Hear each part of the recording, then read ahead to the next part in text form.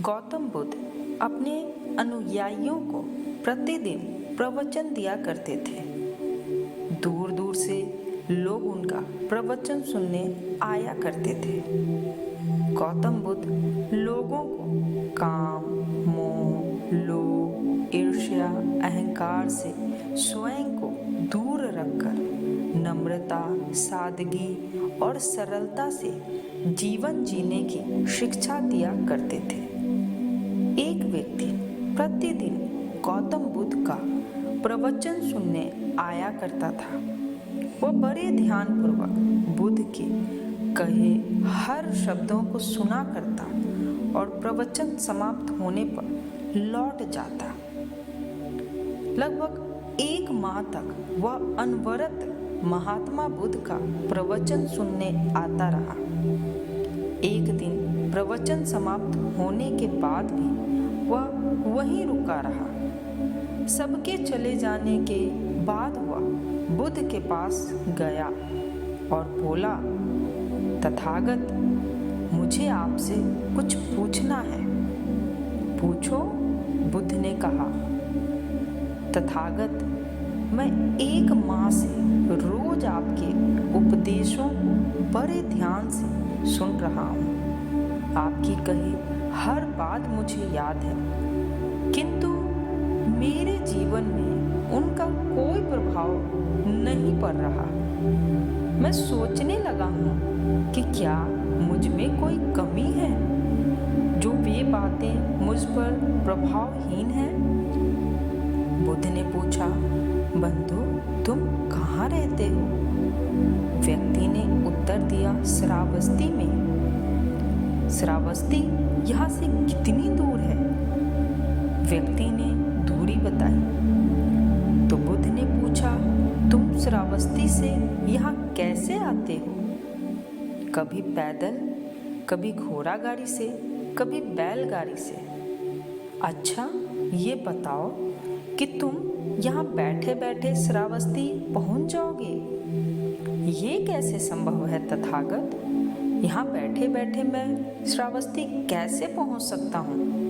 वहाँ पहुँचने के लिए मुझे चलना पड़ेगा। यदि चलना ना हो तो वहाँ पहुँचने के लिए साधन की आवश्यकता होगी, जैसे बैलगाड़ी या घोड़ा गाड़ी। सत्य कहा। बुद्ध बोले, गंतव्य तक पहुँचने के लिए चलना पड़ता है। बिना चले गंतव्य तक नहीं पहुंचा जा सकता। उसी प्रकार अच्छी बातों को जीवन में उतारने के लिए उन पर चलना पड़ता है। मात्र सुन भर लेने से वे बातें जीवन में प्रभावशील नहीं होती। उनके अनुसार आचरण भी करना पड़ता है। मेरी शिक्षाओं को अपने जीवन में उतारोगे, मेरे दिखाए मार्ग पर चलोगे, तब तुम अपने जीवन में एक सकारात्मक परिवर्तन देखोगे। व्यक्ति को बुद्ध की बातें समझ में आ गई। उसने निश्चय किया कि अब वह बुद्ध की बातों का अनुसरण करेगा, उनके दिखाए मार्ग पर चलेगा और अपने जीवन को बेहतर बनाएगा।